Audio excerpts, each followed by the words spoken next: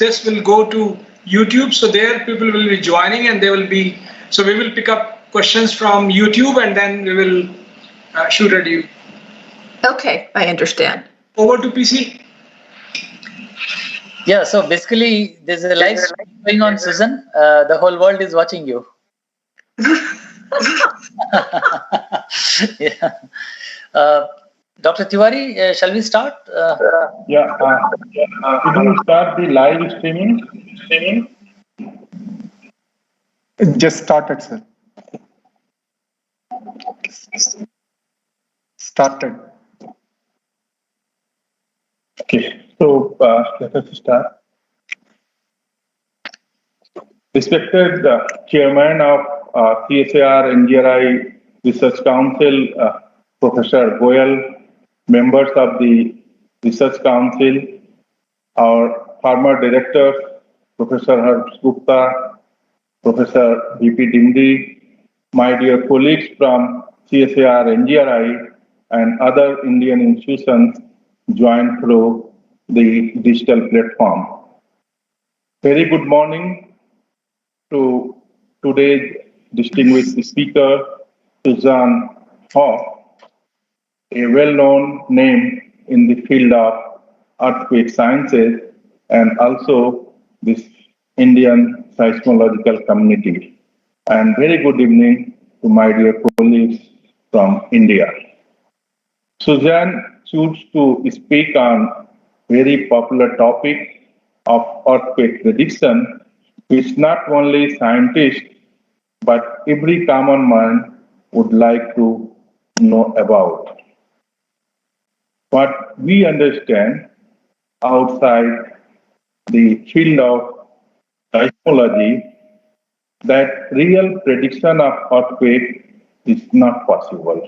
However, there appears to be a possibility of probabilistic forecast of an earthquake. Nevertheless, we are so delighted to have with us today Professor Susan Ho, who has extensively studied and written and spoken at several places on this important and popular topic. Her book on predicting the unpredictable, the tubular science of earthquake prediction, is an amazing story of science of earthquakes. She also explained in her book why the ability to predict earthquake remains elusive and earthquake hazard mapping should be the way for foreseeable future. I know that most of our colleagues from CSIR-NGRI and other institutes are very eager to learn about this topic, and I request Dr. Poonchand Rao to briefly introduce about the Diamond Jubilee series of lectures of CSIR-National Geophysical Research Institute and also about today's eminent speaker, Professor Susan Ho. I take once again opportunity to welcome all of you during our celebration of CSIR Diamond Jubilee. Professor Rao, over to you. Thank you very much, Tiwari, and hearty welcome all our distinguished senior colleagues. Please hear your voice. Not good. Your voice. Not audible. No, it's very noisy. There is something wrong with your.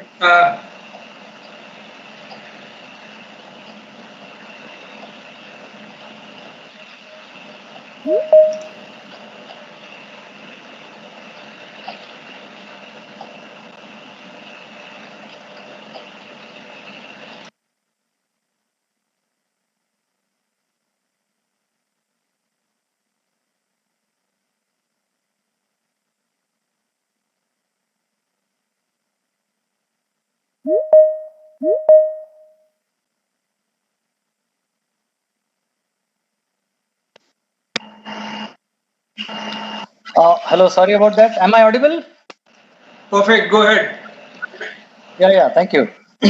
So a hearty welcome once again to all our eminent colleagues, scientists from CSIR-NGRI and various other organizations, to several young students who are very eagerly looking forward to this excellent talk. And I'm very glad that CSIR-NGRI is currently celebrating its Diamond Jubilee year, which means that 60 glorious years have passed with CSIR-NGRI having contributed tremendously both to the societal cause as well as to elevating the level of scientific research in the field of earth sciences. We are very fortunate that in the last few months we have had several eminent speakers coming to share with us some of their experiences in their field of research. We had 6 very distinguished lectures, and today is the 7th in the series. And I'm glad to state that we have an extremely eminent person, Professor Susan Hogg, whom we all know extremely well, and we have listened to her in the past. And I'm sure today's talk is going to be very exciting because the topic is very popular and almost anyone and everyone can connect with this topic, and that is earthquake prediction. Where do we stand? And as you all know, this is one topic on which billions of dollars have been spent in the last 2 centuries. A lot of research has been carried out with the sole intention of being able to predict earthquakes to save lives and property. So let us see today where we stand in this very important topic. And I feel that anyone who can actually reliably predict earthquakes would be deserving a Nobel Prize. This is what I feel, and we all look forward to that. But before I invite Professor Susan Hogg for this very interesting lecture, let me give a brief introduction to the speaker. So Susan Hogg did her master's in geophysics with honors from the University of California, Berkeley, and her PhD was from the Scripps Institution of Oceanography in California, that's in San Diego. And she has tremendous experience in various positions, starting as a postdoctoral researcher at Scripps Institution. Later, she was associate research scientist at Lamont Doherty Geological Observatory, a geophysicist at USGS, and a scientist at Pasadena office of USGS, a fellow of American Geophysical Union. She was at Embassy Science Fellow in Haiti. She was a geophysicist, ground motions task leader at USGS, and Southern California Earthquake Response Coordinator, which she continues till date. And very importantly, she has been the president of the very distinguished body called the Seismological Society of America. Susan has over 130 publications in very reputed journals, and she has worked in almost all aspects of seismology, whether it is simple seismicity studies, study of intensity, magnitudes, and attenuation. She has worked on strain rates, site characterization, site response, induced earthquakes, intraplate earthquakes, and you name it. She has also worked on the Nepal earthquake that we all are so familiar with, being in this part of the subcontinent. So with these few words, I would like to invite Susan for this much awaited talk. And I hope there'll be a lot of questions towards the end. And I'm sure Susan will be very excited to answer these questions. Thank you very much. And thank you once again, Susan, for accepting this invitation. And now it's over to you for the talk.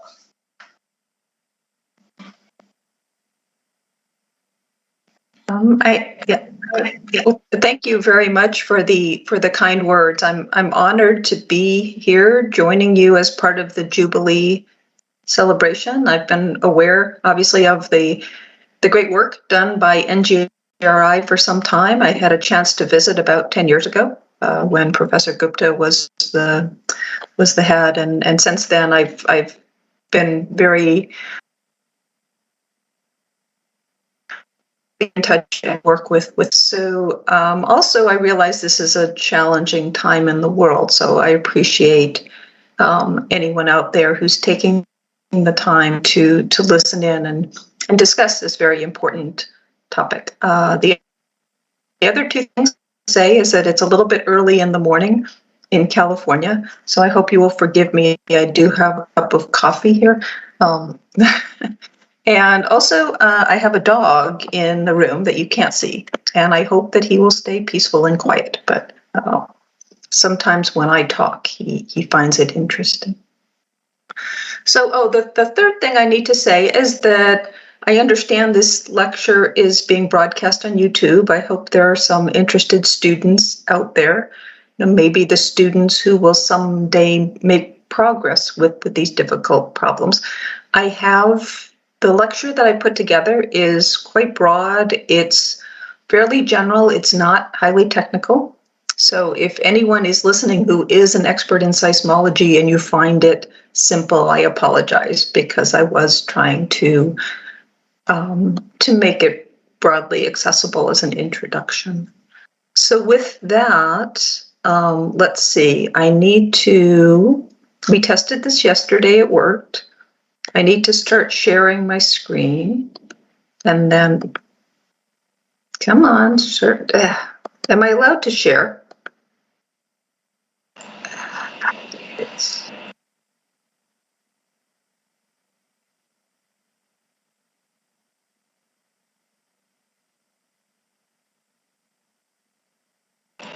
Sue, you're muted.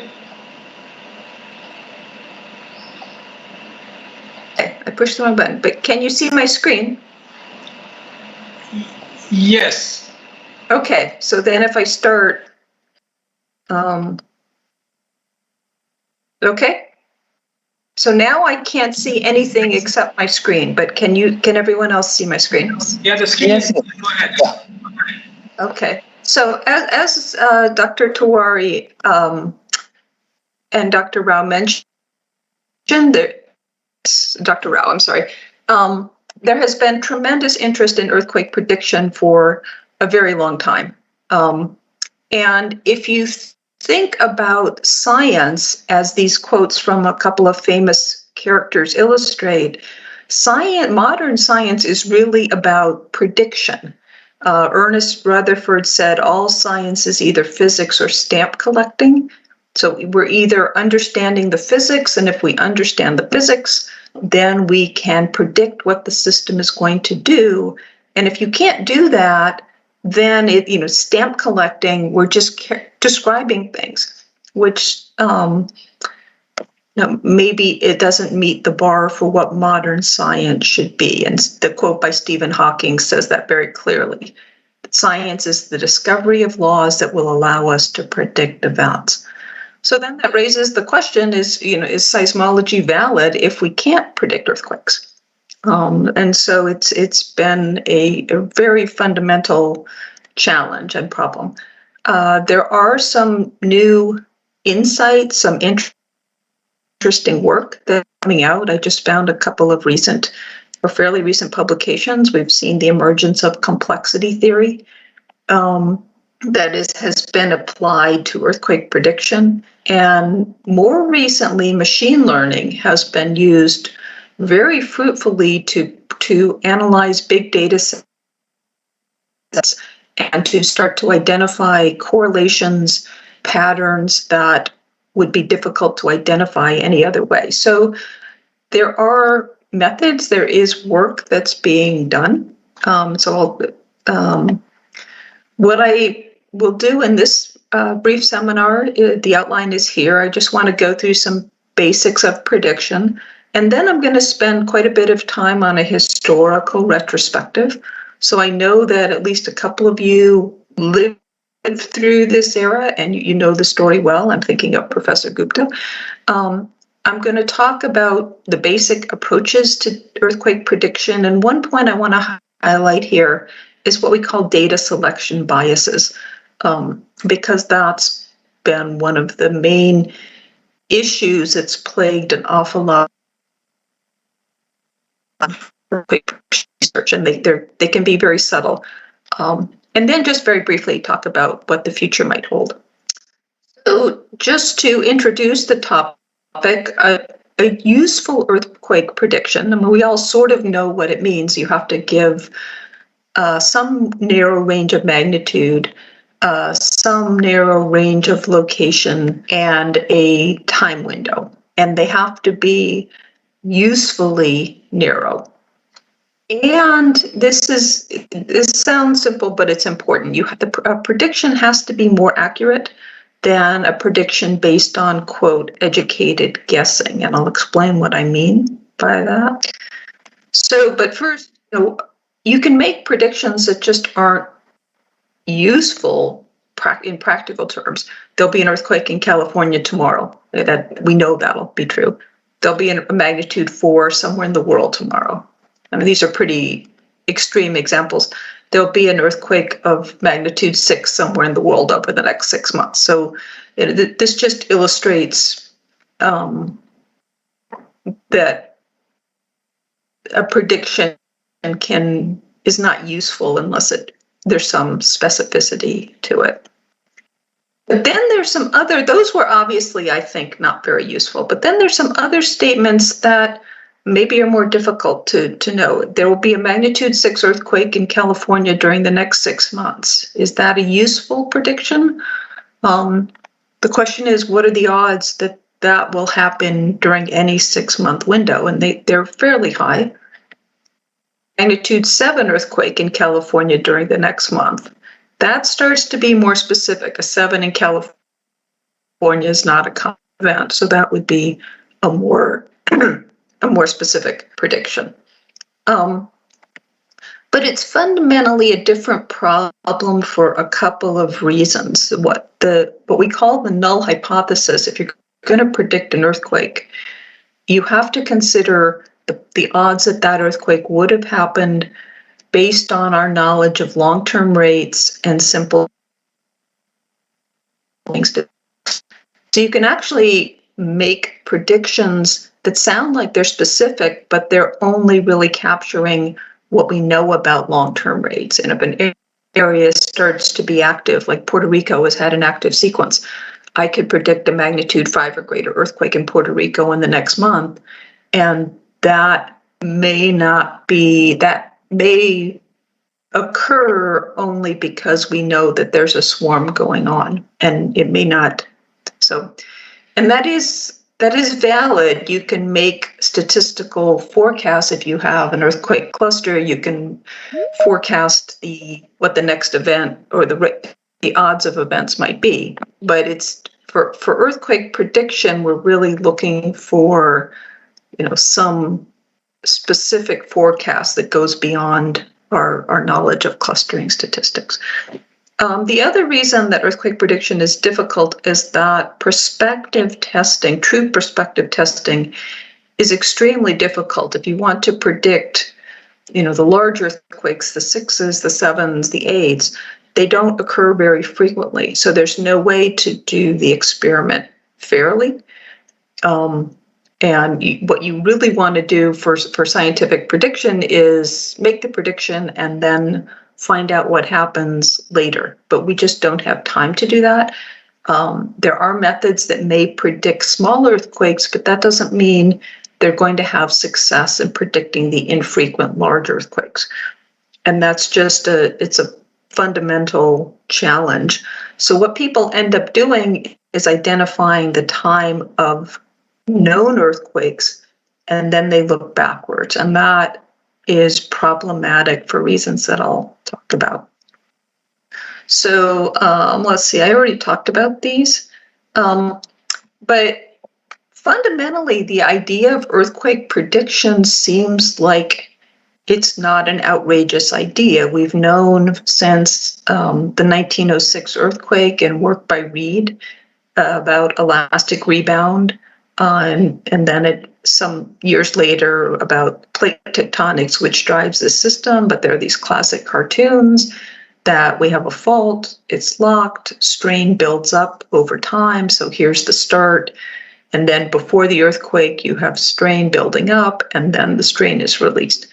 And this leads immediately to the idea of a system that stress or strain build up to a critical threshold, and then the fault breaks. And so we've seen these simple models. A purely characteristic model has stress increasing, hitting a certain level, and then falling. And so you just get perfectly regular or characteristic earthquakes. There's a few variations on this, and this is a classic diagram that maybe there's a threshold for failure, but the fault doesn't always drop to the same stress level during an earthquake. And in this case, you can't necessarily predict how big the earthquake will be, but you can still predict the time. Or a slip predictable model, maybe there is no absolute threshold for failure, but the fault always drops to the same final friction value or stress value, I'm sorry. And in this case, you can't predict the time, but you can, at any time, you know how big the earthquake would be. So these are very simple ideas, but they're founded in the basic tenets of seismology. Are data that have been collected over the years that show that some earthquakes tend to be fairly regular. A classic figure is from the Hayward Fault in Northern California, where there's been detailed paleoseismology going back nearly 2,000 years. I think this is an old figure. I think they've now identified 12 events, surface rupturing. The last one was historical, 1868. The rest of them have carbon-14 dates. And the mean recurrence is 151 plus or minus 23 years. That implies a fair amount of regularity in the system. 151 years plus 1868 is, it's early to do the math, 2019. So it's 2019, is that right? Yeah.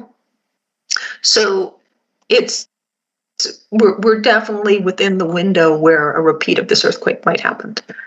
The issue for prediction, even here, though, is these uncertainties. The uncertainty of the 2 sigma, 2 standard deviation uncertainty of the observations gives us a 72-year window around 151 years. So this system is fairly predictable in a geologic sense, but in a human sense, it says that the earthquakes could be as close as 80 years apart and as far apart as 223 years. And if you're sitting as a human on the earth, it makes all the difference. Is the earthquake going to happen next year, or is it going to happen 70 years from now? So the uncertainties in the system are a major challenge, even if there is fundamental predictability.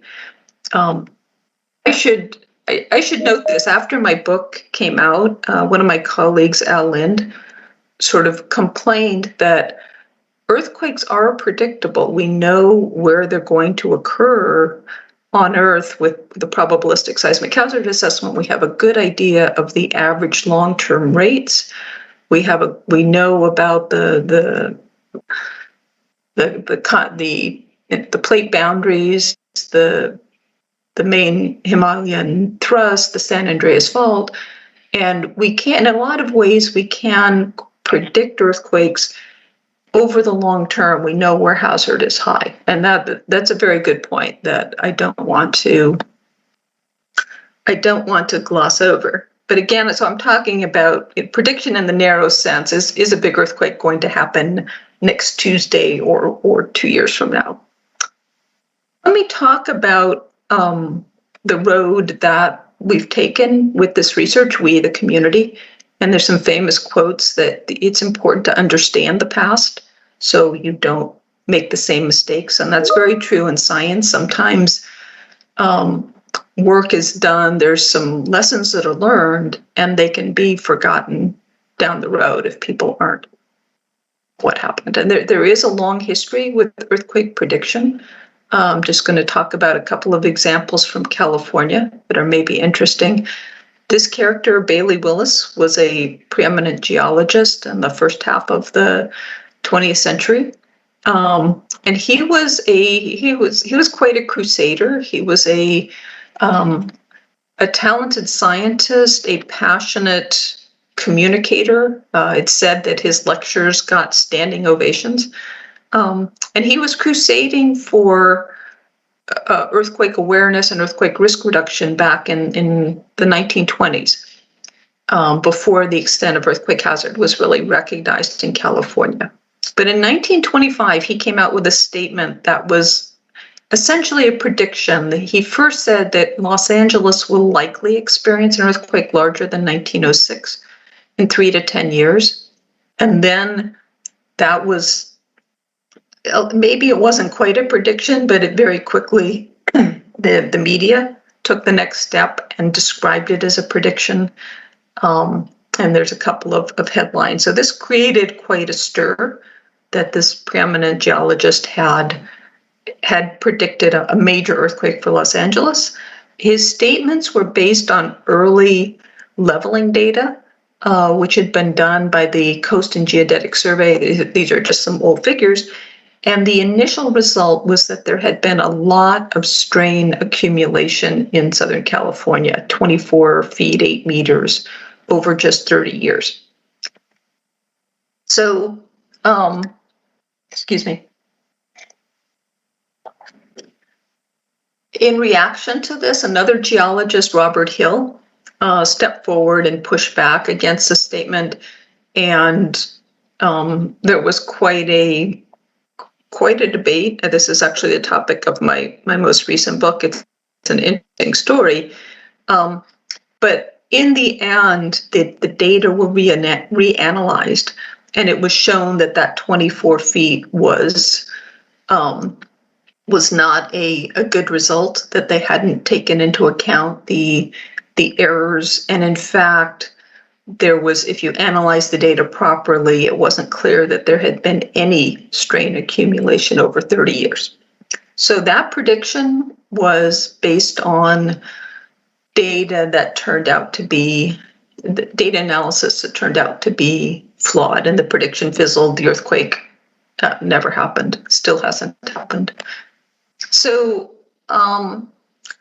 there's some interesting context that I get into in my book, but there was sort of a heyday of earthquake prediction back in the 70s, which was an interesting point in time.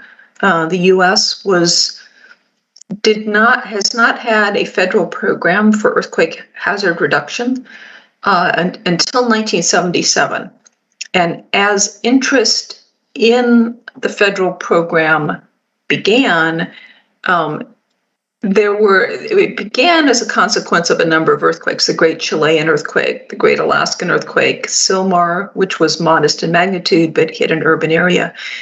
And so there's interest in earthquakes, and earthquake hazard reduction was brewing. And then there were these scientific results that started to suggest that earthquakes could actually be predicted. The Haichang earthquake in China was arguably predicted, although there's a BSSA paper that describes exactly what happened. That's sort of interesting. And then in the 70s, the Soviet scientists were demonstrating or claiming success using what's called the VP-VS method, so looking at changes in the ratio between the P wave velocity and the S wave velocity in the Earth as a precursor to earthquakes. So there was a lot going on.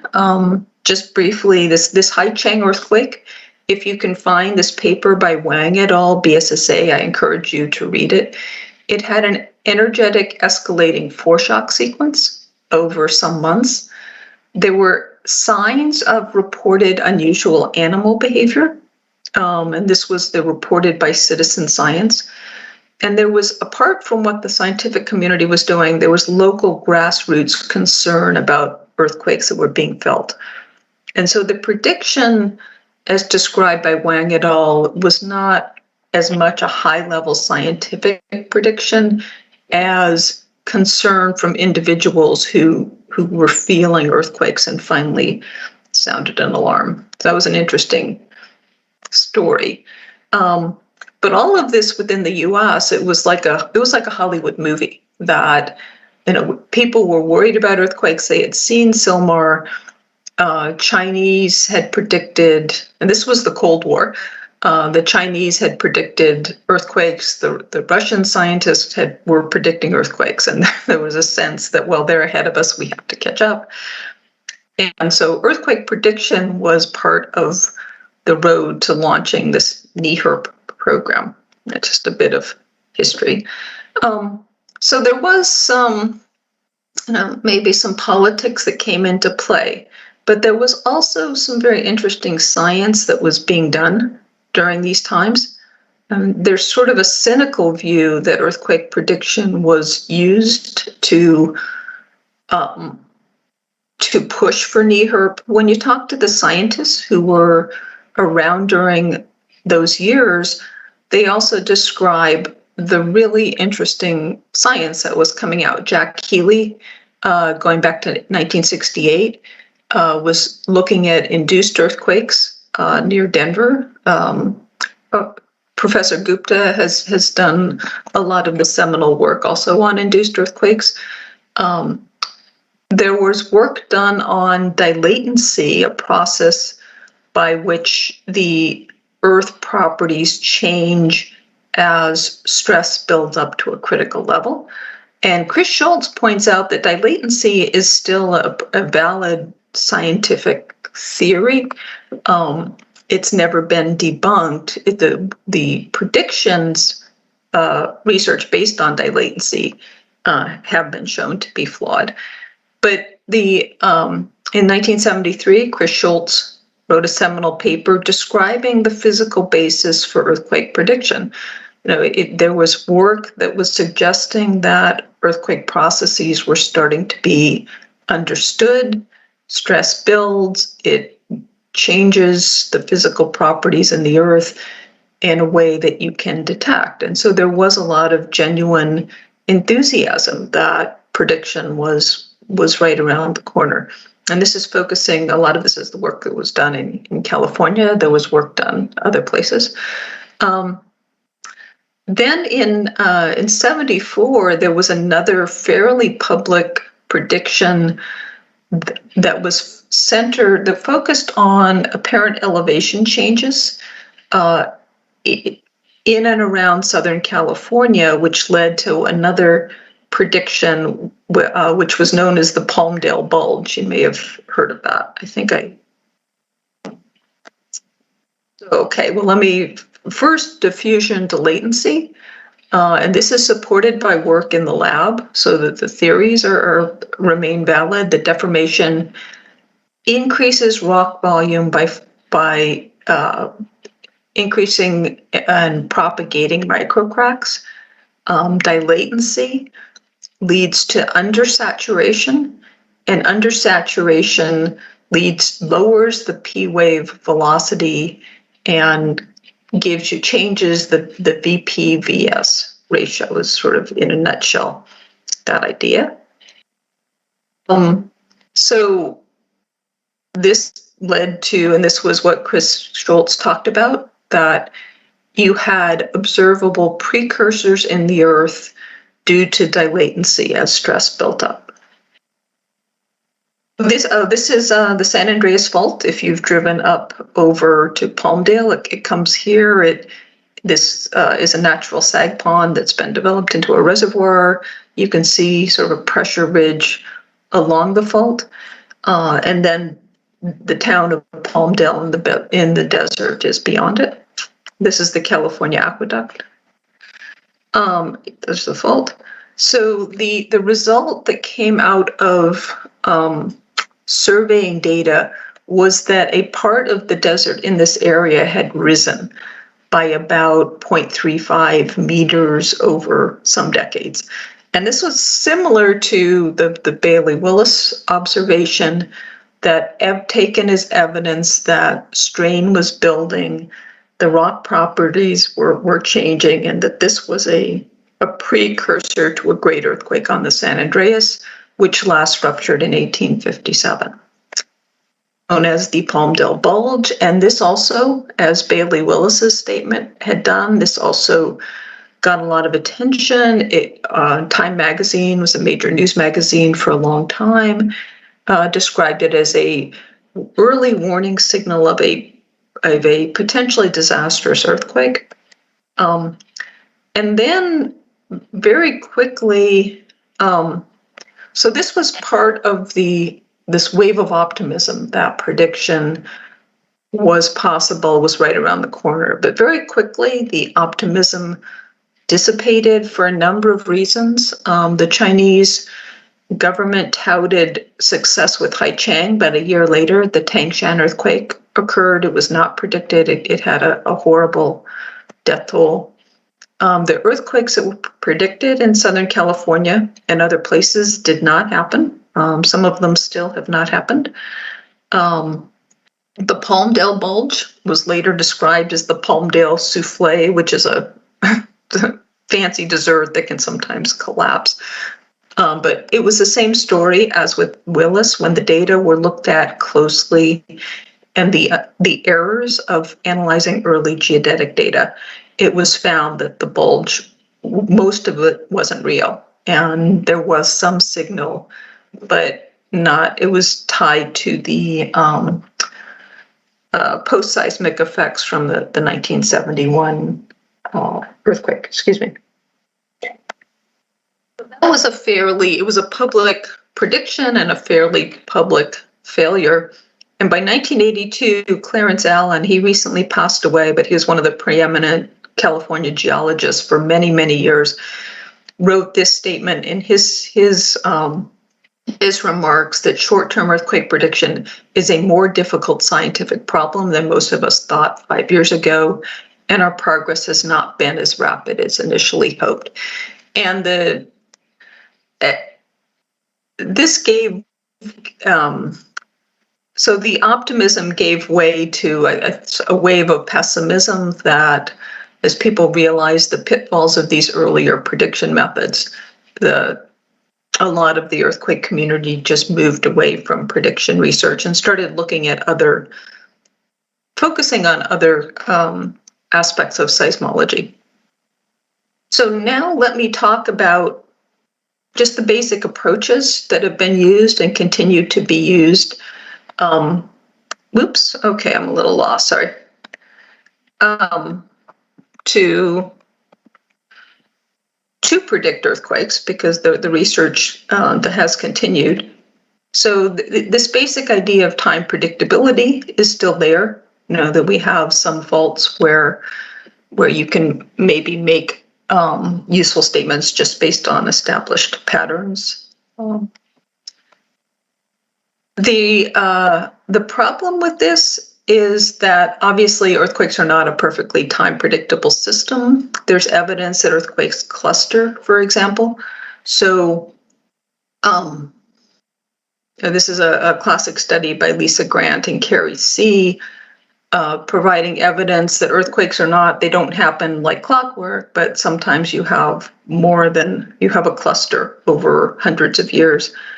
And so that complicates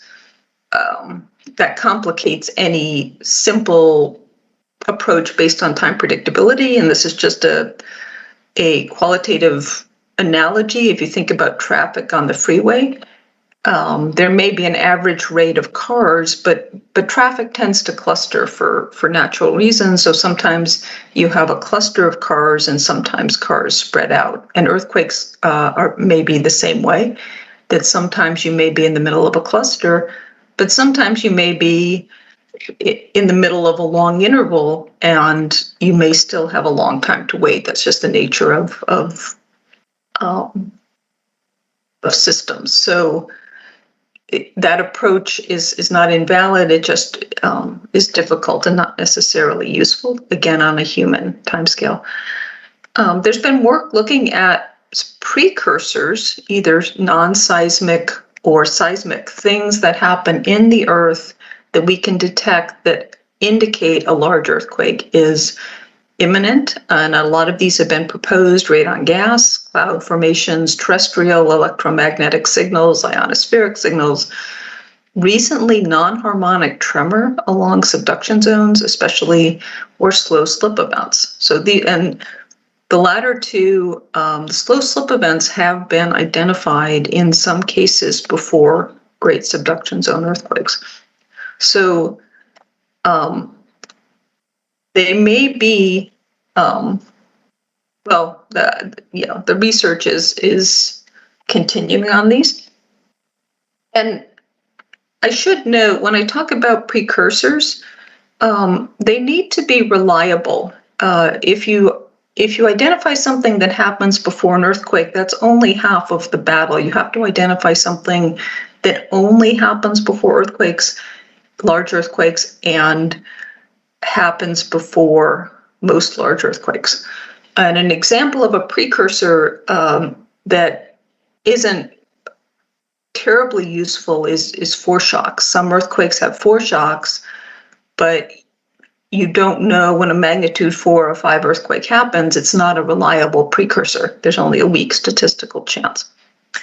So there's been, speaking of foreshocks, people have looked for seismic precursors, changes in seismic patterns that precede large earthquakes. This is a famous figure from the San Francisco Bay Area that was supporting the idea of an earthquake cycle. So this is time, and then earthquakes are spread out, but all of these earthquakes occurred in the San Francisco Bay Area. And this figure appears to show that before the great 1906 earthquake, there was this pattern. There was an increase in regional activity. The earthquake happened, and then things got quiet. So this is the earthquake cycle. Stress builds. You start to get more regional earthquakes. Stress is released, and then things are quiet for a while with a stress shadow. This led through the 90s to this hypothesis of accelerating moment release, that if you plot seismic moment normalized here versus time, you get this pattern where seismic moment release increases until the system hits a critical point, and then you get the earthquake. There was a lot of optimism about this method, a lot of talks back in the 90s that seemed to be very promising for intermediate term prediction. Then this is a horrible slide, but it's another paper that I encourage you to look for if you can. Hardebeck et al. Was a rigorous test of the hypothesis. And they asked whether or not all of these observations, this looks like a very compelling result, but could that be an artifact of data selection?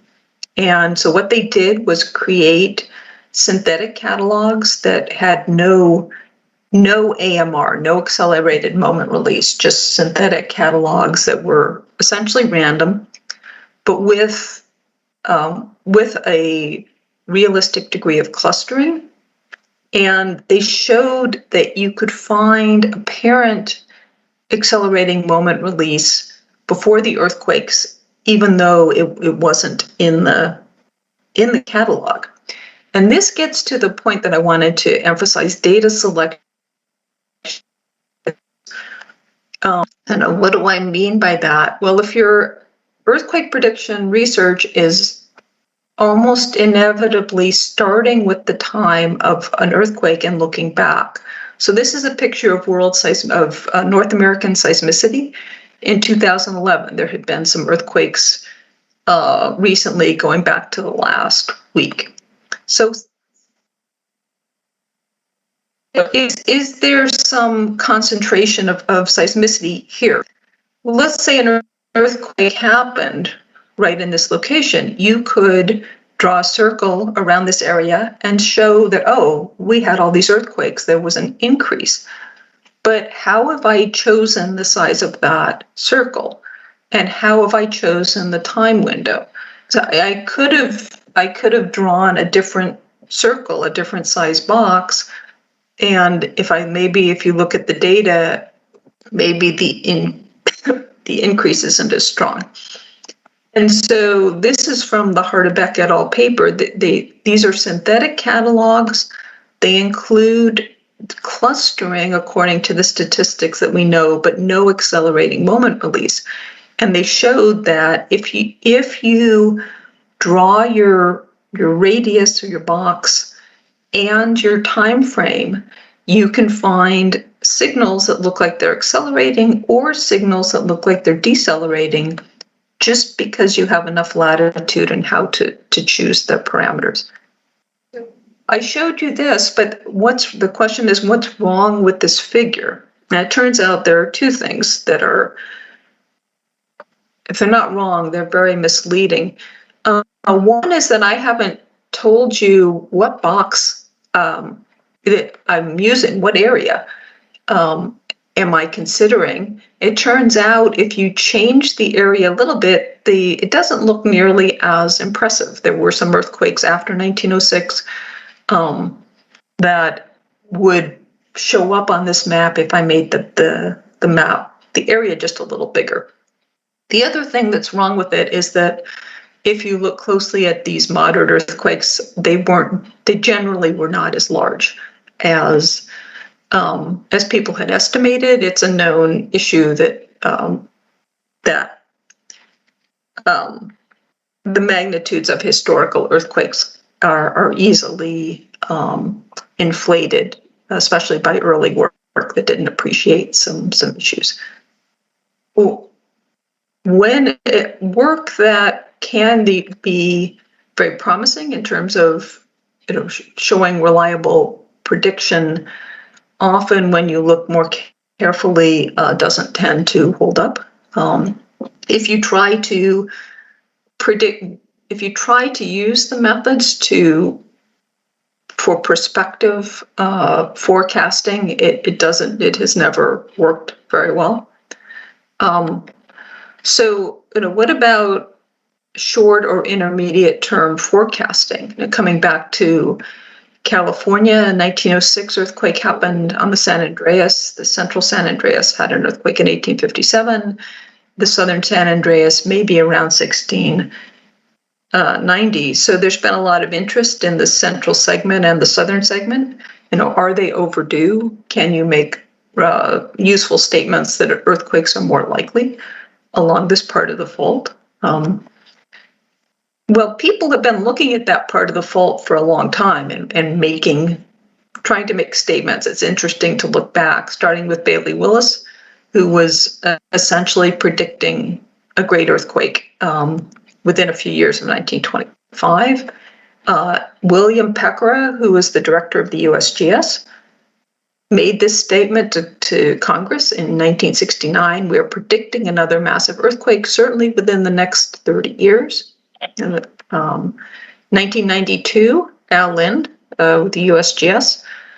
This wasn't a prediction, but he was saying that most of us think that we're very close to a great earthquake on the southern San Andreas. And then 2009, new research shows that the next great earthquake on the same segment looks to be overdue. So the fact, for almost 100 years, the scientific community has been looking at this part of the fault and being quite convinced that it's overdue. A big earthquake will happen any day now. It will happen eventually, but it turns out if you look at the most comprehensive assessment of earthquake probabilities in California, the USIRF-3 project, the odds of a great earthquake on this part of the fault are about 50% in the next 50 years. So there is time predictability in the system. It's not random. We know that great earthquakes happen, but this idea that something's overdue, we know that it's going to happen, just doesn't hold up when you look at the data carefully. So, okay, I'm probably getting a little bit late here. Where are things going with earthquake prediction? Charles Richter, who you may have heard of, was a noted skeptic of earthquake prediction research, even in the 70s, even with all the optimism. He had this famous statement that only fools and charlatans predict earthquakes. And there is, as you may know, there's a lot of work that's done within and outside the scientific community, and some of it's better than others. But then also, you can ask, will prediction ever be possible?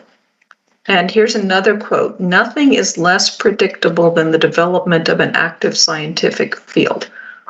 This was actually Richter also. So towards the end of his career, even though he had been a noted skeptic, he was asked, will we ever be able to predict earthquakes? He didn't say no. He said, we don't know, we don't ever know where science is going. And I think that's as true today as it is now. So again, there's the point that needs to be made, that earthquakes are not unforeseeable. Seismology has made tremendous gains with probabilistic seismic hazard assessment, understanding where earthquakes occur and at what rate. There's a figure by Eric Calais from Purdue University looking at the Caribbean plate, looking at the seismicity, the detailed tectonics of the Caribbean plate. And in 2008, he published this paper, well, he and colleagues, looking at the plate coupling and strain partitioning in the Caribbean. And this paper includes this statement that the Enriquillo Fault in Haiti is currently capable of producing a magnitude 7.2 earthquake if the entire elastic strain accumulated since the last major earthquake was released in a single event today. And we now know that in 2010, an earthquake very similar to that actually occurred with tragic consequences. So, and again, that's the point, that we do know where, for the most part, we know where earthquakes are going to happen. And that tells us where we need to focus efforts on hazard assessment and risk reduction. In California, there's just been a tremendous amount of detailed data collected, geology, geodesy, seismic. There was a recent USURF-3 project that identified, this is a map of the probability of a surface rupturing earthquake on all these different fault segments. Very, very detailed work, very, very elegant mathematical approach that has identified that the hazardous faults in California. Interestingly, the 2019 Ridgecrest earthquakes happened on a complicated fault zone up here in magnitude 7.1. The assessment of this project was that we should expect earthquakes up to 7.16 based on the size of those faults. And so it didn't predict the Ridgecrest earthquake, but it successfully captured the potential of this zone to produce an earthquake of that magnitude.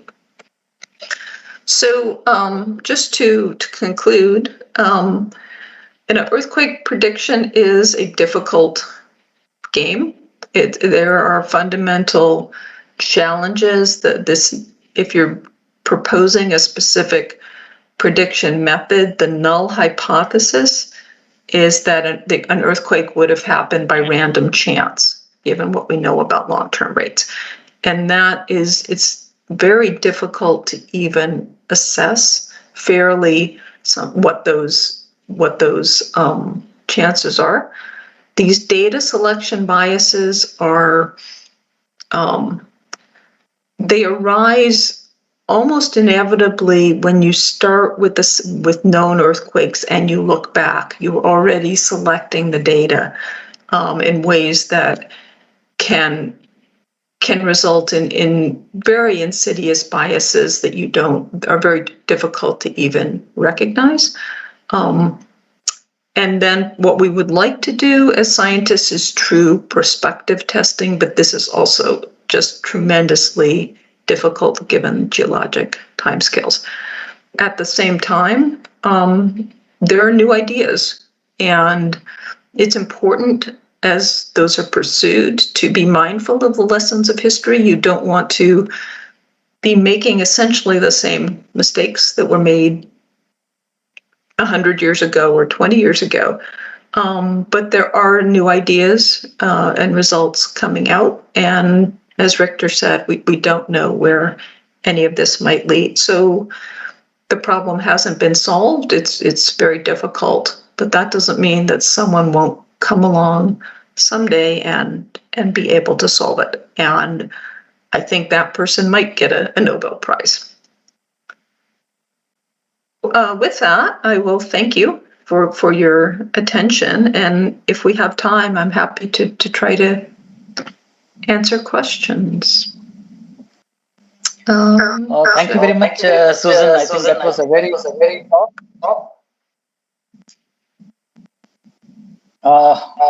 and you have taken us through a journey of how the earthquake prediction research evolved over the several decades. I hope you'd like to take some questions from the audience. So maybe I would like to invite the senior colleagues present here in the MS Teams. Professor Harsh Gupta is there. Sir, would you like to ask something? Not really ask. I'll just like to make a comment. And first of all, I'd like to thank Susan Hu for a wonderful coverage of what all has happened and where we stand. And I totally agree that the approach that we need today is to develop and work on earthquake resilient societies, because in most parts of the world, even if an accurate earthquake prediction is made, it may not be possible to evacuate or do anything about it. So we have to prepare ourselves to live with earthquakes. Now, having said that, I just want to share a couple of experiences. You see, I personally believe that the same approach cannot be applied to all parts of the world. And even in small part, it may differ from one region to other region. I'll give you two examples. In Northeast India, we found that the earthquakes of magnitude 7 or larger were preceded by 7 o'clock. A very clear precursory swarm, and then there was a quiescence, and then the earthquake took place. So this we kept on studying for a large number of earthquakes. And finally, in 1986, we did make a medium-term forecast, giving an area of about 300 kilometer by 400 kilometer for a magnitude 7.5 earthquake to occur before the end of 1990.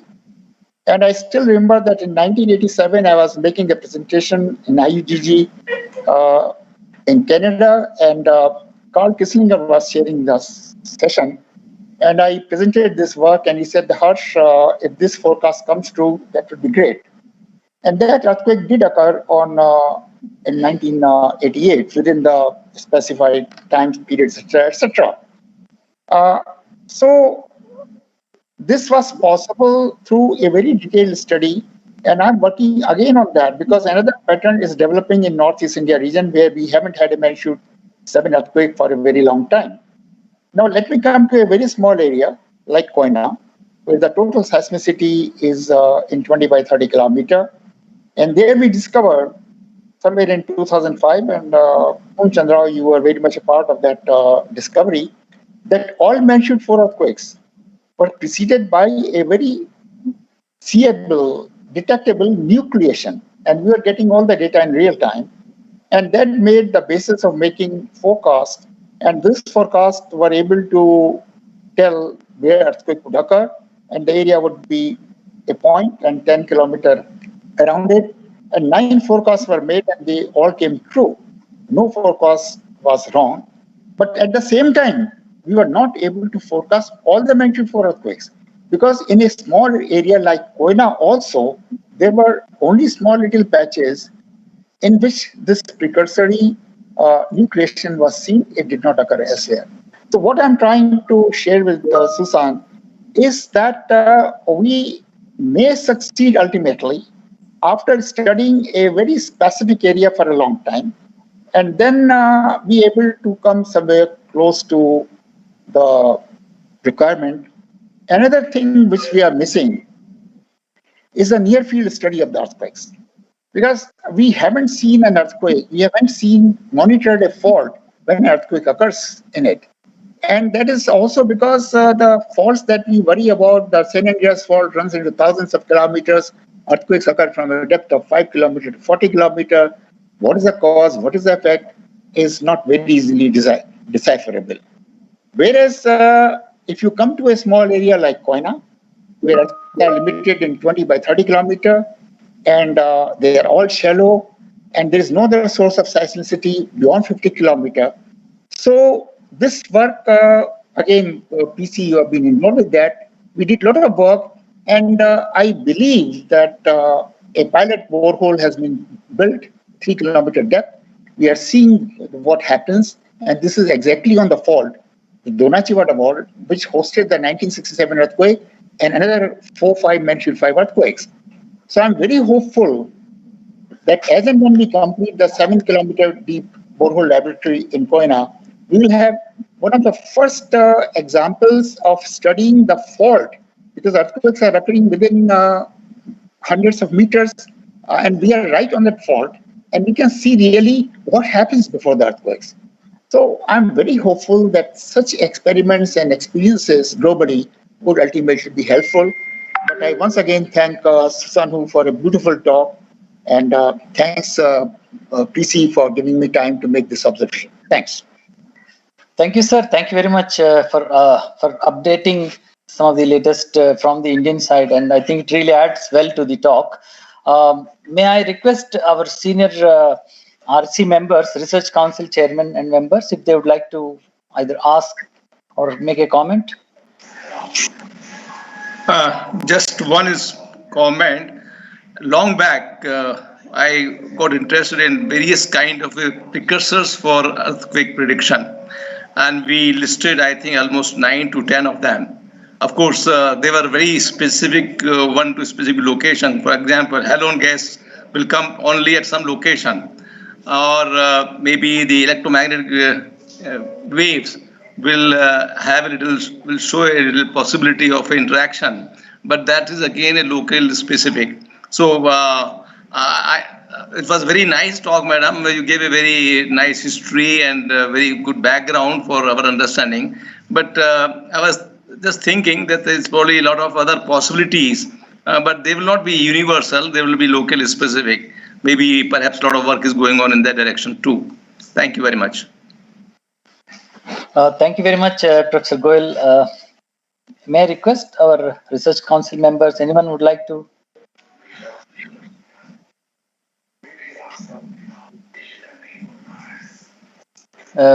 Professor Kandan.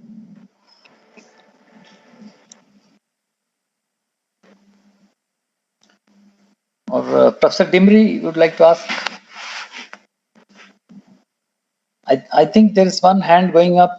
Is Dr. Kalachan Sen, the Director of Wadia Institute of Himalayan Geology. Dr. Sen, would you like to? Yeah, just thank you, PC. I must congratulate Sushan for giving a very illuminating, as well as we got a lot of teaching from your talk. You have given good success story of the prediction of the earthquake, and still we do not know how we'll be able to predict earthquake in terms of whether medium earthquake, major earthquake, or large earthquake. My question is simply that many people are talking nowadays that artificial intelligence or machine learning may be a useful tool to predict earthquake. So only what we understand that when you talk about machine learning, it can handle big volume of data, large volume of data. What exactly that artificial intelligence can do, what we couldn't do till date without artificial intelligence in terms of predicting earthquake? Do you have some sort of thoughts in that direction?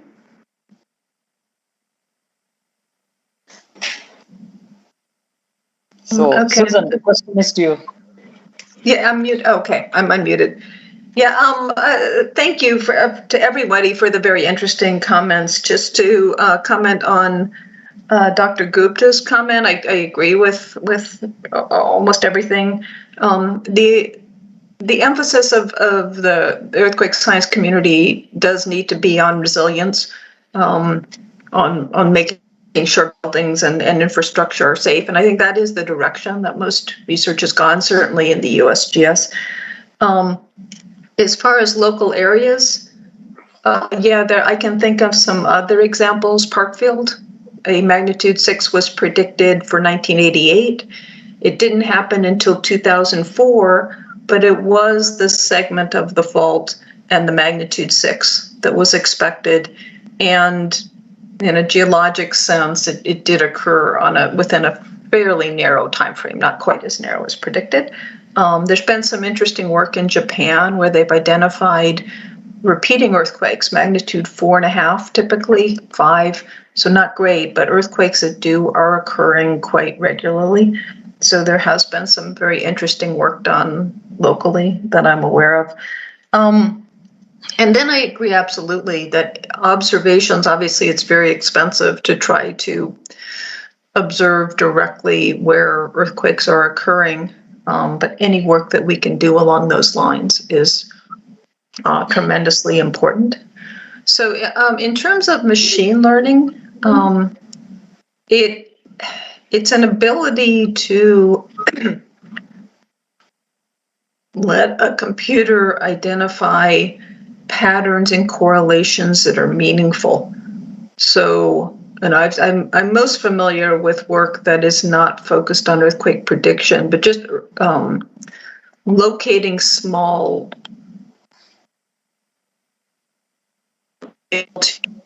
There's the uncertainties in earthquake location and picking arrival times, and if you let big computers chew on you can get amazing resolution, detailed resolution beyond what's possible with conventional analysis. So for earthquake prediction, if we're hoping to find patterns that are significant, is there an increase of seismicity? Is there a significant decrease of seismicity? That's a hard problem, as I mentioned briefly, to attack because it depends on how you draw the box and how you pick the time window. So maybe there is, by letting a computer process much more data, consider more possibilities. If there are meaningful patterns, I think machine learning could identify them. I have not seen the work that I've seen that I showed the abstracts for was looking at acoustic emissions in the lab, not natural earthquake. But I think it's, it may not work. It may not lead in. Is I think interesting and emergent this new technology. Yeah, thank you very much for the answer, Susan. It's very clear that we are probably inching towards the right direction, although we are still not yet there, but I'm pretty sure all the efforts are moving in that direction. So we now have a question from Dr. Tiwari, Director of CSIR-NGRI. Yeah. So I joined all my colleagues from India, thanking once again to Susan for really putting the almost 100-year history of how the physics of the earth started, understood, and people try to see that the possibility of predicting earthquakes. And if we see sometimes it gives an impression of pessimism that why should we really work on the physics of the earthquake. But what I found very exciting and motivating was the last but one slide, which shows the very fine estimates of MCE, maximum credible earthquake. And that becomes a parameter, one of the very important parameters in estimating the hazard or developing the resilient society. There are a lot of debate on these issues, and one of the issues which we keep debating is the laboratory which India hosts and the whole world looks for is Himalayan region. And do we really able to parameterize and also prioritize that which are the observables which can lead to a better understanding of defining MCE, particularly in the collision zone like Himalaya. And this is a big question which we are really very much interested and would like to learn from your experience.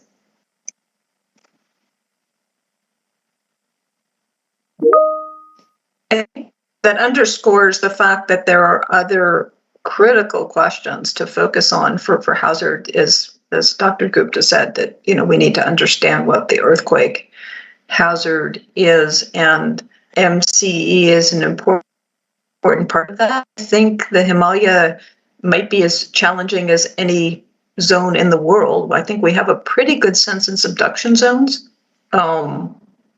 What the MCE is, but the Himalaya is fairly unique as the giant continental collision. Boy, I'm not sure I feel qualified to comment on that.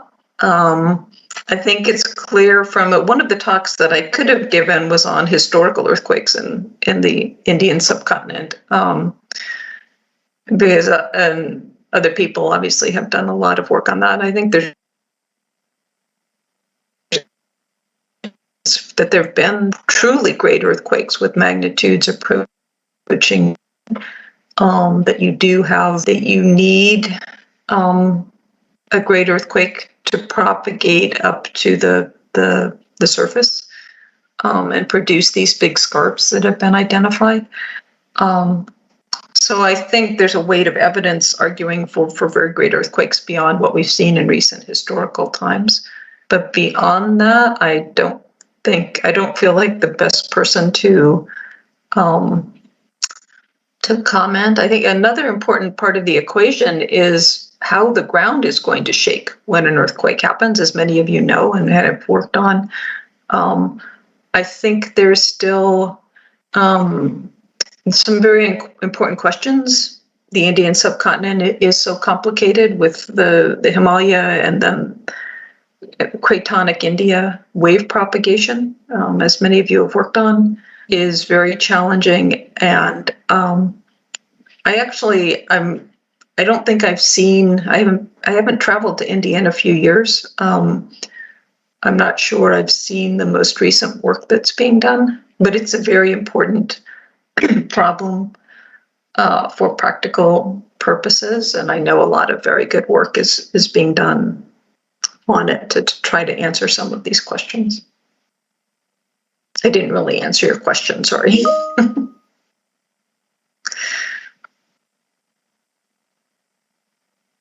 Thank you. Thank you very much. PC, you are muted. Oh, yeah. Thank you, Susan. There are a couple of more questions. Are you okay for the next 10 minutes? Is it okay? Sure. Yeah. No, it's early here, so. Okay. So let me take up some of them. We have Dr. Arun Prasad, who is asking whether using precursory parameters such as radon, VP by VS, water level, O3, it's possible to say when and why the values attain certain limits and produce earthquakes. That's what he's asking. Is it possible to put the limits on the behavior of these various parameters? Yeah, I mean that's a key question. If you're going to make a prediction, what's the certainty? I have not seen any recent promising results looking at radon. There has not been a lot of research on that in a long time in the US. And if there's work going on in other places, I haven't seen it. So I'm not. Okay, yeah. I'm not sure. All right. There's a question by Dr. Rishi Narayan Singh. He says, yeah, that's a great talk. Are there attempts to do what atmospheric scientists do in numerical weather climate prediction and in the case of earthquake? So something similar to what the meteorologists would do on a large scale. Well, I think in terms of hazard forecasting the long-term rates, there has been a lot of modeling, and I would say great success, as I've shown. Excuse me. A modern probabilistic seismic hazard assessment is a long-term forecast. I think there's also been work I didn't talk about on operational aftershock forecasting. So looking at the rates of earthquakes and making statistical forecasts. And so that's very promising. You can forecast the rates of aftershocks. The problem is that you can't predict the big earthquakes very well that way. But in terms of aftershocks after big earthquakes, that is being done. And one of the things that the meteorological and the climate communities do is ensemble forecasting, which I think is very promising, that you have different methods, different approaches, and they have brought those together to in these ensembles. And there's been some talk of moving to that approach with aftershock forecasting, if you have some different methods, instead of making a choice between them, to consider all of the possible models. That's being done in PSHA, probabilistic seismic hazard assessment, as well, to try to consider all possible models and interpretations. So maybe some of it's being done, but I'm sure more could be done. All right, yeah, thank you very much. We have Shiv Shankar Ganguly, who's a young scientist of this institute, and he would like to know your view on the potential of ionospheric precursors for earthquake prediction. I have seen, going back to 2006, I think, the IUGG meeting, so this was some time ago in Perugia, I saw some interesting results looking at ionospheric precursors. So that's been a while. And so I am not familiar with the most recent research. I thought some of the best work that I saw, was a good approach, that looking at the data, looking at global data, and working towards a truly prospective test. So if you find the earthquake again and you look for a precursor, often you can find a precursor just because the data are so noisy. But if you're processing continuous data and then comparing that to the times of earthquakes is the right way to do the problem. So going back, 15 years, I saw some work that I thought was being done quite well. So maybe there is some, it's a little difficult to understand the physics in some of these cases of what could be behind the phenomenon. But I think it's another, I'm kind of rambling, I think it's another instance where very careful, extensive computational work might be useful. Yeah, I guess most of these precursors work beautifully when you do a post-mortem. But as precursors, very often they put you in a very tricky situation. So the next question, we have Patikrit Bhattacharya, who is asking about earthquake forecasters like UCERF3 being developed by Shaw et al. If you're familiar with this, then the inputs to such a model, of course, would follow from Professor Gupta's comments about local mechanical properties and fault network geometries. So the question is about this model UCERF3. by Shaw et al. USIRF. Yeah, Right. so USIRF, that was the map that I showed of California. So it's not prediction, but it's forecasting the average rates of earthquakes. And so it's not a machine learning approach, but it was a novel approach to probabilistic seismic hazard assessment. Usually in PSHA, if people are familiar with this, you identify the faults that could produce earthquakes of certain magnitudes, and then you calculate what the ground motions are. And USIRF instead started with the data, with the geologic observations of slip rates and other information, and set it up as an inverse problem to find what earthquakes could occur over the long term. So it didn't assume that this part of the fault will always produce a magnitude 8. It considered all of the possible earthquakes that would be consistent with all of the data. And then calculated, so very computational, calculated the hazard. So I think this was a very kind of a revolutionary approach. I think it was a very good step. It required a lot of data. It would be difficult to use that approach in an area unless you had a lot of information about the faults and the geological slip rates. So for India, or you have the Himalaya, it would be, I think, much more difficult. Right. Yeah. Well, I myself have a question which is very offbeat.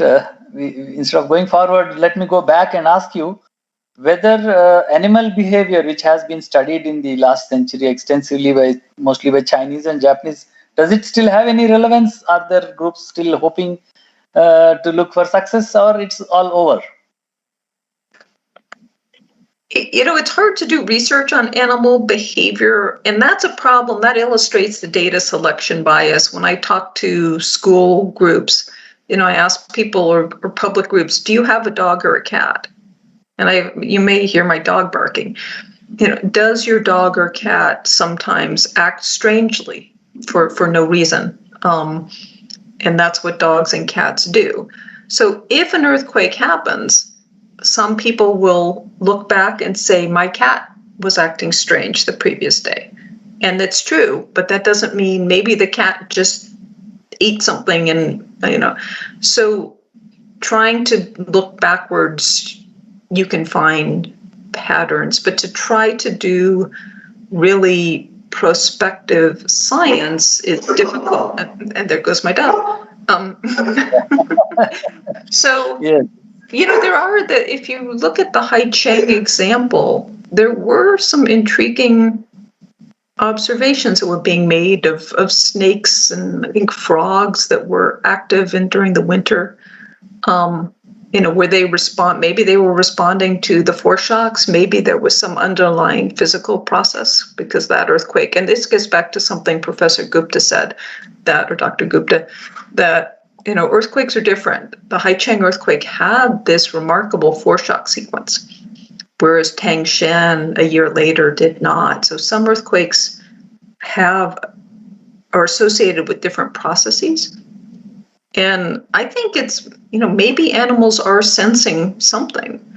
I think the idea is possible. It's just so hard to try to do a proper scientific study. So I guess it's still an enigma, and we can leave it there. And on a lighter vein, I hope that your dog wasn't being really serious when it was barking.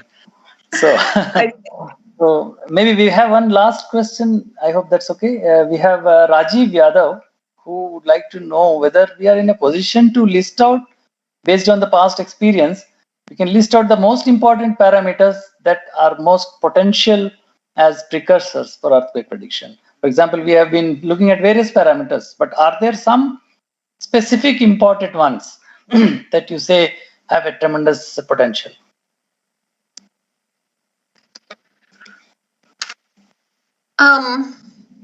No, know is the short answer. I sometimes think that if progress is made, it's going to be something we're not even thinking about, although we're thinking about a lot of different things. There's so many possibilities out there. I think in subduction zones, this possibility that slow slip events are preceding great earthquakes is a promising idea. It's going to be hard to collect enough data to know if it's a statistically useful precursor. But I think that work is very promising. And then slow slip events are being identified in other places. I'm not sure of recent work in India, but I know in along parts of the San Andreas, there's slow slip events. And that physically, that's very plausible that if a part of a fault at depth or shallow is creeping, then that suggests that you're going to potentially increase the stress on a locked section of the fault. So maybe that line of research. I think in the machine learning, I think we're just scratching the surface of what's possible. And it's going to be very interesting to watch how that research progresses. Okay, thank you very much, Susan. I think you have given a very interesting and very useful talk. Although there are a lot of open ends still existing, but we feel a bit more confident about the prospects for future, based on the summarizing that you have done so excellently.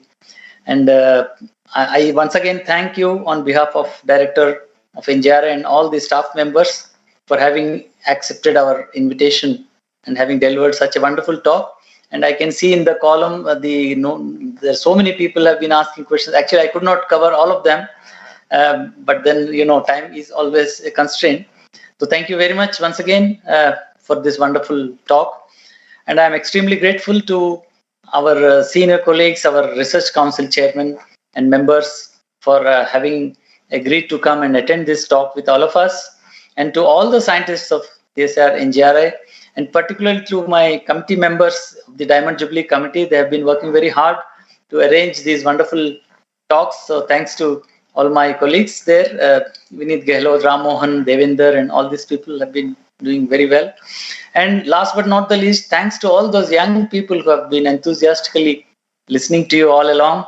And I'm sure they must be taking home some very wonderful notes and the latest in this very important topic of earthquake prediction. Thank you very much. And thank you all. Thank you to you, to Dr. Tiwari and to Vineet, Dr. Rao. It's been a pleasure to see some old friends. Yeah.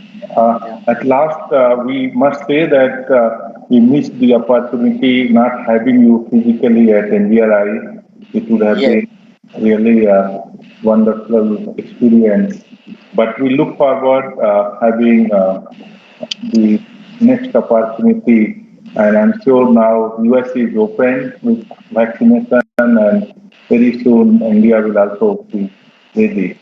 So we look forward meeting sometimes. Namaste. This has become now COVID now. Wise words. Maybe we're going in the right direction. Thank you. So thank you then. Bye-bye.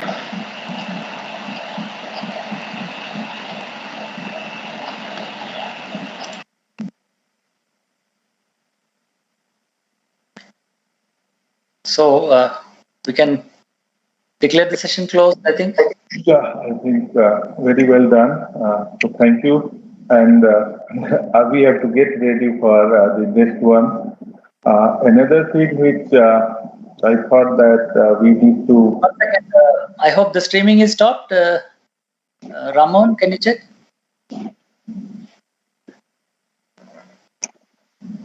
Not yet, sir. It's about to. Okay. Yeah, now